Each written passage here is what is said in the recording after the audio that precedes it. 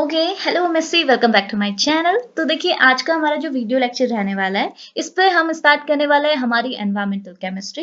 Environmental chemistry के अंदर आज हम हमारी फर्स्ट यूनिट स्टार्ट कर रहे हैं, which is soil and environmental disaster. Okay, अब देखो, एनवायरमेंटल केमिस्ट्री पे लेक्चर देने से पहले मैं आपको ये चीज बता दूं कि एनवायरमेंटल केमिस्ट्री के अंदर आप जितने भी टॉपिक पढ़ेंगे ना, वो काफी आसान है। सिर्फ आपको यहाँ पे थ्योरी समझनी है, यानी कि आप जिस टॉपिक को समझ लीजिएगा, बाकी लिख तो आप अपनी मर्जी से भी सकते हैं। ठीक है, तो यहाँ पे मैं आपको बहुत सिंपल तरीके से ट्राई करूंगी कि आपको चीजें समझ में आए।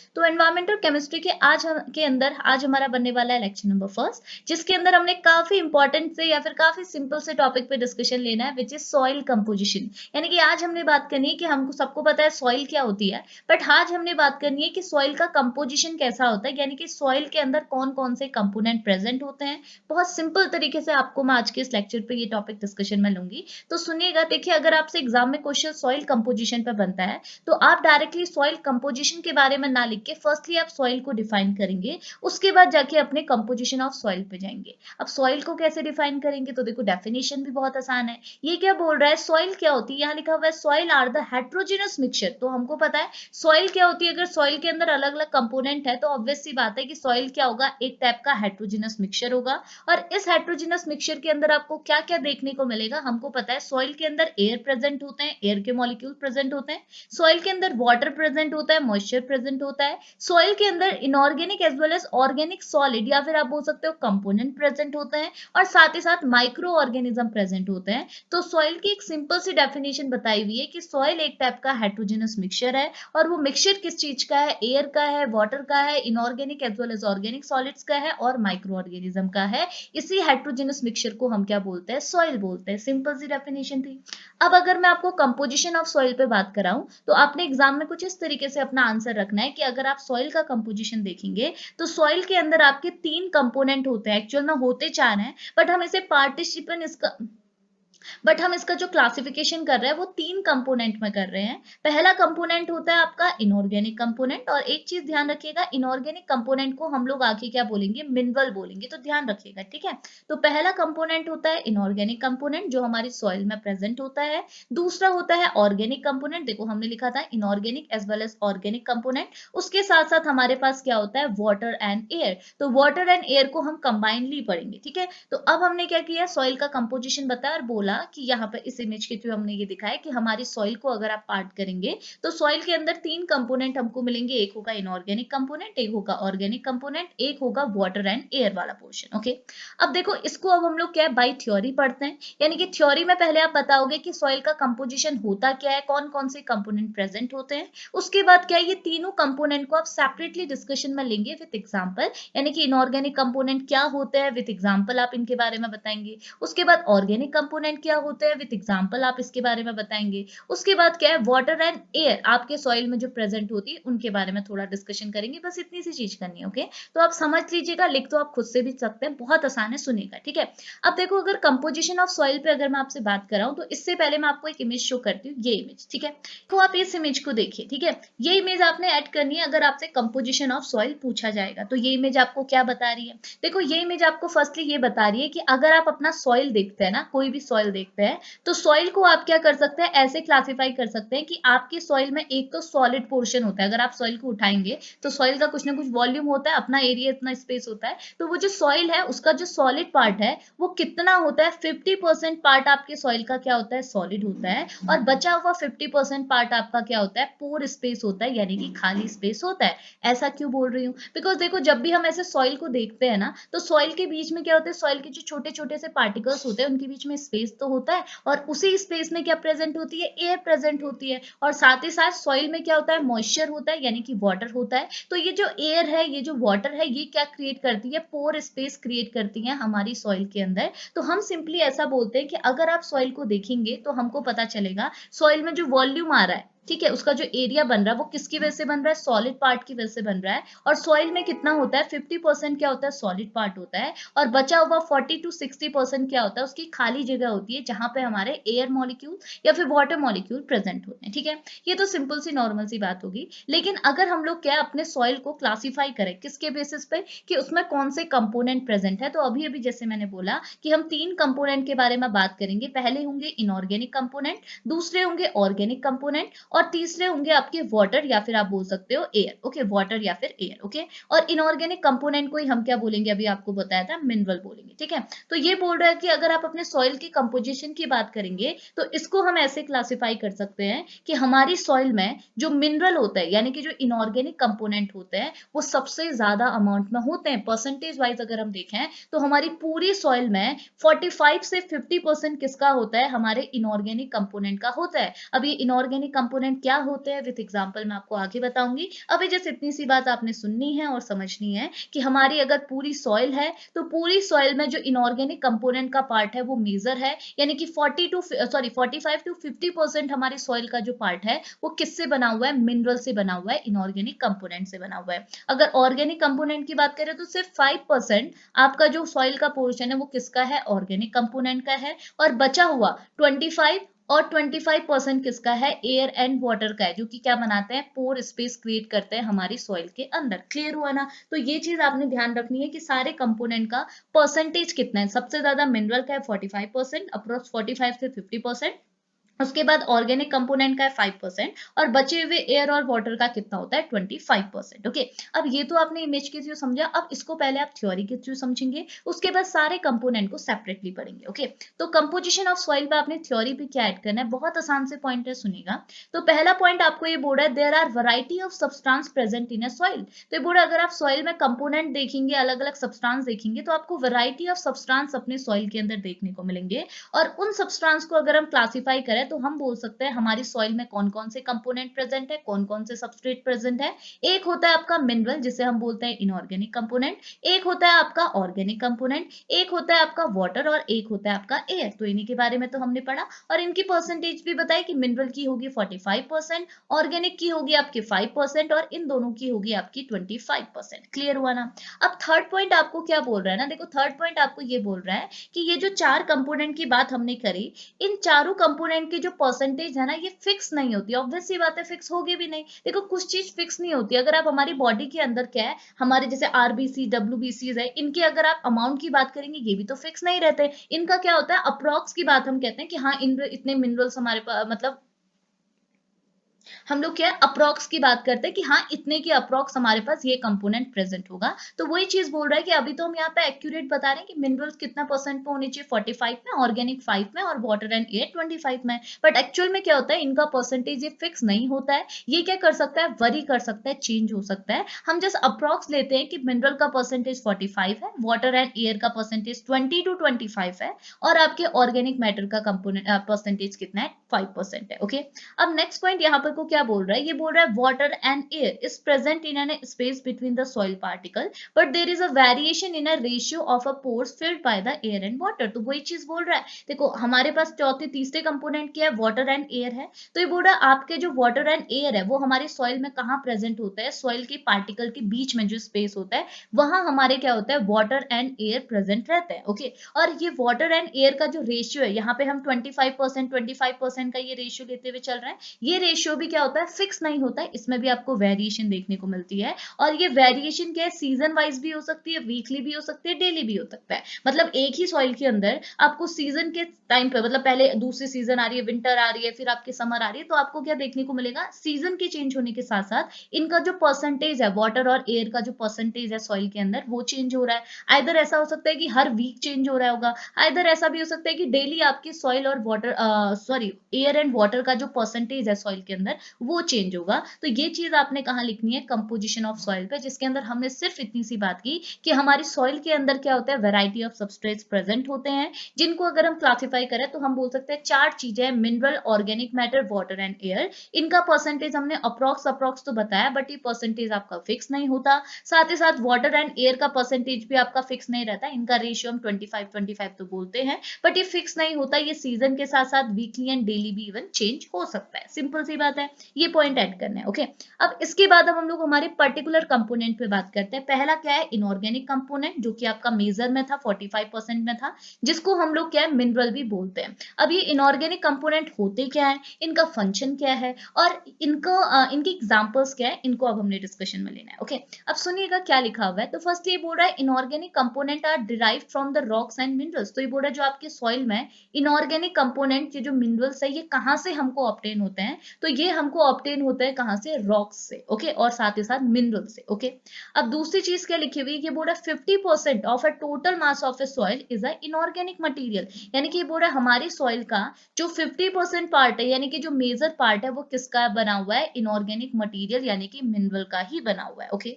अब अगर हमारी सॉइल का मेजर पार्ट इनऑर्गेनिक कंपोनेंट से बना हुआ है, तो इसका मतलब ये भी हुआ कि इनऑर्गेनिक कंपोनेंट का कुछ इंपॉर्टेंस होगा, इसका कुछ फंक्शंस होगा, बिकॉज हमारे सॉइल का मेजर पार्ट, ज्यादातर पार्ट क्या है, किससे बना हुआ है, आपके मिनरल से बना हुआ है, इनऑर्गेनिक कंपोनेंट से बना हुआ है। इट मींस इसके क्या होंगे, कुछ सिग्निफिकेंस भी होंगे, इसके कुछ इंपॉर्टेंट वैल्यूज भी होंगी। वो क्या है, इसको आपने थर्ड पॉइंट पे ऐड किया हुआ है। ये बोल रहा था inorganic component are important as, हमारी जो सॉइल है इसमें जो इनऑर्गेनिक कंपोनेंट है, इनका इंपॉर्टेंस क्या है, ये कहाँ यूज होते हैं। तो इस पे यहाँ पे 3 पॉइंट लिखे हैं, इसे सुनेगा। पहला पॉइंट बोल रहा है they are responsible for the soil mass and volume. तो ये बोल रहा है हमारी जो सॉइल है, इसको जो मास मिल रहा है, ठीक है, इसको जो वॉल्यूम मिल रहा है, ये किसकी वजह से मिल रहा है, because of the inorganic component. हमारी सॉइल में जो इनऑर्गेनिक कंपोनेंट है, वही हमारे सॉइल को क्या दे रहे हैं, मास दे रहे हैं और वॉल्यूम दे रहे हैं, ओके। और साथ ही साथ ये बोल रहा है they provide nutrients important for the plant growth. हमारी सॉइल में ही तो प्लांट ग्रो होते हैं, और प्लांट की ग्रोथ के लिए जो न्यूट्रिएंट्स जरूरी होते हैं, वो भी हमारे कहाँ से ऑब्टेन होते हैं, हमारे मिनरल्स से, यानी कि इनऑर्गेनिक कंपोनेंट से ऑब्टेन होते हैं, ओके। और ये बोल रहा है they supply minerals for the formation of the other minerals also. तो देखो, एक मिनरल से क्या है, मिनरल मतलब इनऑर्गेनिक कंपोनेंट, एक मिनरल से दूसरा मिनरल का फॉर्मेशन भी हो सकता है। तो ये जो इनऑर्गेनिक कंपोनेंट है, ये जो मिनरल है, ये क्या करते हैं, न्यूट्रिएंट्स का ट्रांसफर करते हैं, किसको किसको, मिनरल्स को। जो दूसरे मिनरल का फॉर्मेशन हमने करना है, उन मिनरल्स के फॉर्मेशन के लिए आपके जो ये इनऑर्गेनिक कंपोनेंट है, ये क्या करते हैं, मिनरल्स का ट्रांसफर करते हैं। तो ये लिखा है they supply minerals for the formation of other mineral, दूसरे मिनरल्स के फॉर्मेशन के लिए ये खुद क्या करते हैं, मिनरल्स का ट्रांसफर करते हैं, उनके प्रॉपर मतलब उनके फॉर्मेशन के लिए। कितनी इतनी चीज समझ में आई। तो बस 3 पॉइंट आपने लिखने हैं कि इनऑर्गेनिक कंपोनेंट हमारी सॉइल में जरूरी क्यों होते हैं, ओके। अब ये सिंपल सी बात हमने 3 पॉइंट में रखी, ओके। अब आगे एक और चीज बोल रहा है, अगर हम लोग एग्जाम्पल पे जाएं, तो अभी बोल रहा है अगर आप इनऑर्गेनिक मिनरल्स की बात करेंगे, इनऑर्गेनिक कंपोनेंट अपने सॉइल की बात करेंगे, तो इनके 2 टाइप होते हैं, यानी कि हमारी सॉइल के अंदर 2 टाइप के इनऑर्गेनिक कंपोनेंट प्रेजेंट होते हैं। एक होता है प्राइमरी मिनरल, दूसरे होते हैं आपके सेकेंडरी मिनरल, ओके। अब प्राइमरी मिनरल और सेकेंडरी मिनरल क्या होते हैं, देखिए यहाँ पे मैं ये चीज लिखना भूल गई हूँ कि इनकी डेफिनेशन लिखना भूल गई हूँ, प्राइमरी मिनरल क्या होता है, सेकेंडरी मिनरल क्या होता है। डायरेक्टली मैंने एग्जाम्पल लिख दिया, बट मैं आपको पहले समझा देती हूँ। देखो, प्राइमरी मिनरल्स क्या होते हैं, अभी अभी हमने बोला कि आपके जो मिनरल है, जो आपके इनऑर्गेनिक कंपोनेंट है, वो कहाँ से ऑब्टेन हो रहा है, रॉक से। तो जो भी आपके इनऑर्गेनिक कंपोनेंट रॉक से डायरेक्टली ऑब्टेन होंगे, उन मिनरल्स को हम क्या बोलेंगे, प्राइमरी मिनरल। लेकिन जो मिनरल आपके प्राइमरी मिनरल से ऑब्टेन होंगे, हमने यहाँ पे बोला ना कि ये जो मिनरल्स होते हैं, ये जो इनऑर्गेनिक कंपोनेंट होते हैं, ये दूसरे मिनरल का भी फॉर्मेशन करते हैं। तो अगर इन मिनरल से, जो कि रॉक से ऑब्टेन हुए हैं, इनकी वजह से अगर दूसरे मिनरल का फॉर्मेशन हो रहा है, तो ये जो दूसरे मिनरल है, इनको हम क्या बोलेंगे, सेकेंडरी मिनरल। और दोनों ही किसके टाइप है, आपके इनऑर्गेनिक कंपोनेंट के टाइप है। इतनी चीज क्लियर आई। अब इसके एग्जाम्पल पे अगर मैं बात कराऊं, तो प्राइमरी मिनरल के बहुत सिंपल सिंपल से एग्जाम्पल लिखे हुए हैं, मैं ऐसे डायरेक्टली आपको बता रही हूँ, आप और अच्छे से आप इसे लिख सकते हैं। देखो, ये बोल रहा है अगर आप प्राइमरी मिनरल की बात करें, तो सिलिकेट मिनरल जो है वो किसका एग्जांपल है, एक टाइप का प्राइमरी मिनरल का एग्जांपल है, जो कि हमारी सॉइल में प्रेजेंट रहता है। अगर आप इसकी बात करेंगे, तो जो आपका ये सिलिकेट मिनरल है, इसका 74.3% पार्ट किससे बना हुआ है, सिलिकॉन एंड ऑक्सीजन से बना हुआ है, ओके। अब सिलिकेट मिनरल के अलावा दूसरे भी सम अदर प्राइमरी मिनरल्स भी है, कौन कौन से, जैसे सिलिकेट हो गया, ऑर्थोक्लेज हो गया, आपका एल्बाइट हो गया, आपका एपिडॉट हो गया, आपका मैग्नेटाइट हो गया, ये सारे के सारे किसके एग्जांपल हैं, एक टाइप के प्राइमरी मिनरल के एग्जांपल्स हैं। आप इन सबको क्या कर सकते हैं, ऐड कर सकते हैं, आपकी चॉइस, एक लिखना है, 2 लिखना है, 3 लिखना है, जितना चाहे आप उतना लिख सकते हैं, ठीक है। अब ये तो प्राइमरी मिनरल के एग्जांपल हुए। अब सेकेंडरी मिनरल्स जो आपके प्राइमरी मिनरल से ऑब्टेन हो रहे हैं, वो होते हैं सेकेंडरी मिनरल। तो सेकेंडरी मिनरल की बात करेंगे, तो ये बोल रहा है आपके जो क्ले मिनरल होते हैं, ये एक टाइप के क्या होता है, सेकेंडरी मिनरल होता है। जो क्ले मिनरल होते हैं, वो आपके क्या होते हैं, सेकेंडरी मिनरल होते हैं। और ये जो क्ले मिनरल होते हैं, ये जनरली कहाँ प्रेजेंट होती है, हमारी सॉइल के सरफेस में, ओके। हमारी जो सॉइल है, ठीक है, ये सॉइल है, तो सॉइल के सरफेस में आप हमारे क्या होंगे, क्ले मिनरल होंगे, जो कि एक टाइप के क्या होता है, सेकेंडरी मिनरल या फिर सेकेंडरी इनऑर्गेनिक कंपोनेंट होते हैं। और आगे लिखा हुआ है कि ये क्या करते हैं, हमारे केटाइन के साथ जनरली बाइंड रहते हैं। केटाइन जैसे Ca2 positive, Mg2 positive, Na positive, K positive, NH4 positive, ये जो केटाइन है, इनके साथ ही हमेशा क्या रहता है, बाइंड रहते हैं। और क्या बोल रहे हैं, which are not leached by the water and exchangeable and they are available for the plant nutrient. तो ये जो मिनरल्स होते हैं, ये क्या करते हैं, आपके वाटर के साथ लीज नहीं होते होते हैं, यानी कि वाटर में सॉल्युबल नहीं होते हैं, और ये सरफेस में प्रेजेंट है, तो ये क्या करते हैं, आपके प्लांट के न्यूट्रिएंट्स के लिए भी जरूरी होते हैं, यानी कि प्लांट को न्यूट्रिएंट्स प्रोवाइड करते हैं। तो ये होते हैं आपके सेकेंडरी मिनरल। तो आपने एग्जाम्पल ऐड करना है और थोड़ी सी थ्योरी आपने ये वाली ऐड करनी है। ओके, अब ठीक है, अब देखो, अब हम बात कर लेते हैं हमारे ऑर्गेनिक कंपोनेंट ऑफ सॉइल। तो हमने अभी तक देखा कि हमारी सॉइल के अंदर जो ऑर्गेनिक कंपोनेंट का परसेंटेज है वो काफी कम है, यानी कि हमारी सॉइल के अंदर अप्रोक्स 5%, सिर्फ 5% ही क्या है, ऑर्गेनिक कंपोनेंट प्रेजेंट है। ओके, अब ऑर्गेनिक कंपोनेंट कम अमाउंट में प्रेजेंट है, बट स्टिल इसका कुछ ना कुछ फंक्शन होंगे, इसके कुछ एग्जाम्पल्स होंगे, उसको हम कवर करते हैं। तो देखो, थ्योरी के साथ चलते हैं। तो यहाँ लिखा हुआ है, the percentage of A organic matter in a soil is a less than 5%। अगर हम हमारे सॉइल में ऑर्गेनिक मैटर का, ऑर्गेनिक कंपोनेंट का परसेंटेज देखें तो ये 5% से भी कम है। ओके, लेकिन स्टिल इसके कुछ फंक्शंस होंगे। तो फंक्शंस क्या है, तो ये लिखा है, it largely determine the soil productivity. हमारी सॉइल की क्या प्रोडक्टिविटी होगी, वो किस पे डिपेंड करती है, हमारे सॉइल का जो ऑर्गेनिक कंपोनेंट है उस पे डिपेंड करती है। साथ ही साथ as provide a food for microorganism, हमारी सॉइल में जो माइक्रो ऑर्गेनिज्म प्रेजेंट है उनको लिए फूड भी कौन प्रोवाइड करता है, हमारा ऑर्गेनिक कंपोनेंट। हमारी सॉइल में जो ऑर्गेनिक कंपोनेंट है वो ही हमारे माइक्रो ऑर्गेनिज्म को फूड प्रोवाइड करेगा, हमारे प्लांट को न्यूट्रिएंट्स प्रोवाइड करेगा, और साथ ही साथ हमारी प्लांट की रूट को ऑक्सीजन की सप्लाई भी कौन करता है, हमारी सॉइल में जो ऑर्गेनिक कंपोनेंट प्रेजेंट होता है वो करता है। सिंपल सी बात थी। अब आगे बोल रहे थे, physical property of a soil are also altered by the chemical reaction such as ion exchange. Okay, तो ये बोल रहा है ऑर्गेनिक कंपोनेंट की वजह से ही क्या होता है, हमारी सॉइल की फिजिकल प्रॉपर्टी भी चेंज होती है, अल्टर हो सकती है। और आगे क्या बोल रहे हैं, बोल रहे decomposition of a plant nutrients and the animal matter result in a building of a organic in a soil. इसका मतलब क्या है, देखो अभी जैसे हमने पढ़ा कि इनऑर्गेनिक कंपोनेंट कहाँ से डिराइव होते हैं, तो हमने बोला हमारी सॉइल में जो इनऑर्गेनिक कंपोनेंट है ये हमारे रॉक से ऑब्टेन हो रहा है, मिनरल से ऑब्टेन होते हैं। सेम वे पे अगर हम देखें हमारी सॉइल का जो ऑर्गेनिक कंपोनेंट है ये कहाँ से ऑब्टेन हो रहा है, तो हमारे सॉइल में क्या ग्रो करता है, प्लांट ग्रो करते हैं। वैसा तो नहीं है, प्लांट ग्रो ही करते रहेंगे, एक टाइम बाद प्लांट की डेथ भी होगी, वो डिकम्पोज भी होंगे, सड़ेंगे गलेंगे भी। सेम वे पे जो एनिमल्स होते हैं उनको भी क्या करते हैं, जमीन में ही तो डालते हैं, और जमीन में ही वो क्या करते हैं, माइक्रो ऑर्गेनिज्म के थ्रू डिकम्पोज होते हैं। तो ये जो प्लांट है, ये जो एनिमल है, इनका जब डिकम्पोजिशन होता है सॉइल में, तो इनके डिकम्पोजिशन से क्या होता है, हमारी सॉइल के अंदर इनऑर्गेनिक कंपोनेंट बनते हैं। इनऑर्गेनिक कंपोनेंट का फॉर्मेशन कहाँ से होता है, decomposition of plant and animal matter से। इतनी चीज क्लियर है। अब आगे क्या बोल रहे हैं, ये बोल रहा है it is the important component of a soil. तो ये बोल रहा है आपका जो ऑर्गेनिक कंपोनेंट है ये काफी कम अमाउंट में प्रेजेंट रहता है, लेकिन ये स्टिल काफी इंपॉर्टेंट कंपोनेंट है हमारी सॉइल का। क्यों है, बिकॉज ये बोल रहा है it hold the soil particles together and stabilize and reduce the risk of erosion. तो ये बोल रहा है ऑर्गेनिक कंपोनेंट ही क्या करता है, हमारी जो सॉइल के जो छोटे छोटे से पार्टिकल हैं इनको आपस में बाइंड करे रहता है, इनको आपस में जोड़े रहता है, और जब आपके सॉइल पार्टिकल आपस में जुड़ेंगे तो वहां आपको स्टेबिलिटी मिलेगी और इरोजन के रेट भी क्या हो जाएंगे, काफी कम हो जाएंगे। ओके, और साथ ही साथ ये बोल रहा है कि ऑर्गेनिक कंपोनेंट की वजह से क्या होती है, सॉइल के अंदर जो एयर और वाटर के ट्रांसफर करने की जो एबिलिटी है वो भी क्या होती है, अच्छी होती है, जिस वजह से ऑर्गेनिक कंपोनेंट हमारी सॉइल के अंदर काफी जरूरी होता है। ओके,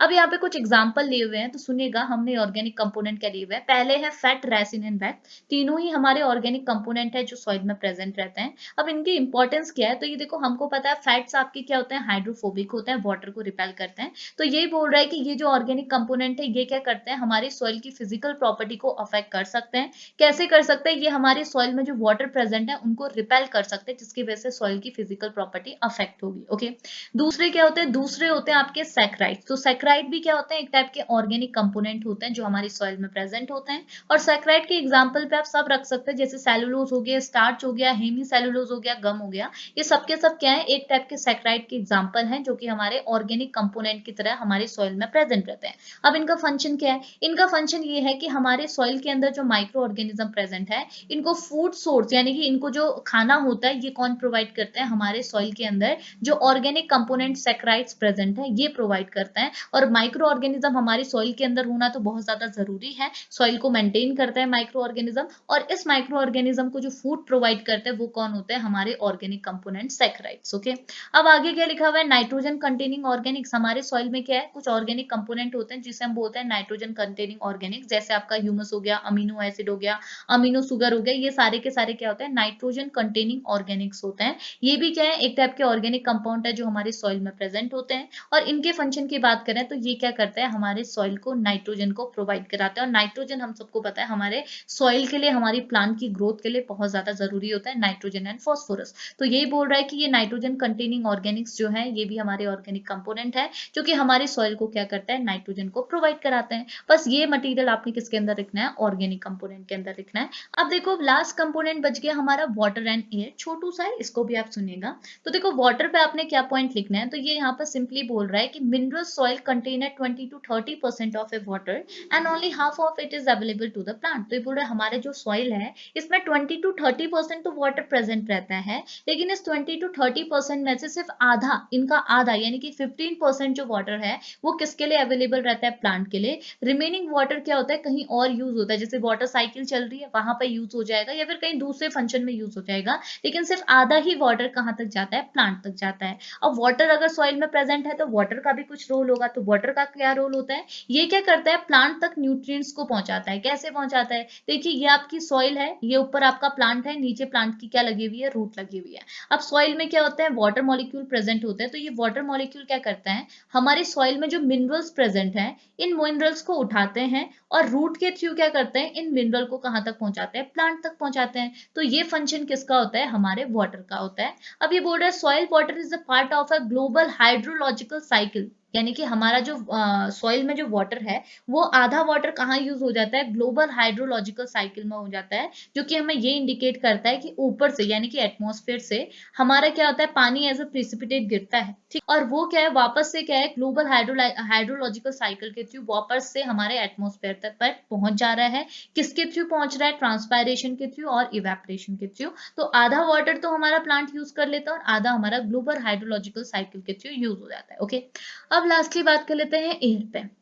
एयर पे क्या लिखना है, तो देखो एयर पे इसने क्या लिखा हुआ है, ये बोल रहा है soil air is a space in a soil containing oxygen and the oxygen allow for the respiration of a both plant root and the soil organism. तो ये बोल रहा है हमारी सॉइल के अंदर, सॉइल एयर का मतलब क्या है, ये बोल रहा है हमारी जो सॉइल है उनके बीच में जो स्पेस होती है, इन स्पेस में क्या भरा होती है, हमारी गैस यानी कि ऑक्सीजन प्रेजेंट होती है, इसी को हम क्या बोलते हैं, सॉइल एयर। और यही ऑक्सीजन किसके लिए रिस्पॉन्सिबल होती है, हमारे जो प्लांट्स हैं, प्लांट्स की रूट जो है और सॉइल में जो ऑर्गेनिज्म प्रेजेंट है इनके रेस्पिरेशन के लिए रिस्पॉन्सिबल होती है यही ऑक्सीजन। ओके, अब ये बोल रहा है अब ऐसा भी देखा गया है कि हमारी सॉइल में ऑक्सीजन के अलावा कार्बन डाइऑक्साइड भी प्रेजेंट होती है, और इसी कार्बन डाइऑक्साइड के थ्रू क्या होता है, हमारे जो प्लांट रूट होते हैं और जो हमारे सॉइल के ऑर्गेनिज्म होते हैं इनमें क्या होता है, रेस्पिरेशन होता है। अब आगे क्या लिखा हुआ है, ये बोल रहा है रफली 35% of the volume of a typical soil composed of a air filled pore. तो वही चीज जैसे मैंने आपको इस इमेज में दिखाया था कि हमारे पास क्या है, 50% पोर्शन तो आपका किसका बना हुआ है, सॉइल का, सॉइल सॉलिड से बना हुआ है यानी कि मास वाला एरिया है, लेकिन कुछ एरिया यानी कि अप्रॉक्स 40 to 60% क्या है, पोर स्पेस है यानी कि खाली स्पेस है, जो कि किससे बना हुआ है, आपके सॉइल एयर से बना हुआ है, एयर फिल्ड पोर से बना हुआ है। तो यही चीज आपने, यही पॉइंट्स आपने कहाँ ऐड करना है,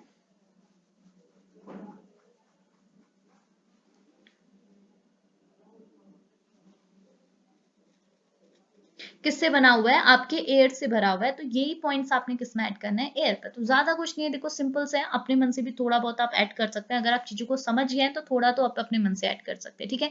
तो ये पोर्शन आपने, ये था, ये जो टॉपिक हमने कवर किया एनवायरमेंटल केमिस्ट्री का पहला टॉपिक। होप लेक्चर आपके लिए हेल्पफुल रहा होगा, अगर हेल्पफुल रहा होगा तो प्लीज लेक्चर को लाइक करते हुए जाएगा, और चैनल पर नए हैं तो चैनल को सब्सक्राइब भी कर लीजिएगा। अब इस लेक्चर को यहीं पर फिनिश करते हैं, मिलेंगे नेक्स्ट लेक्चर पे, तब तक के लिए बाय बाय। कोई तो काट रहा है।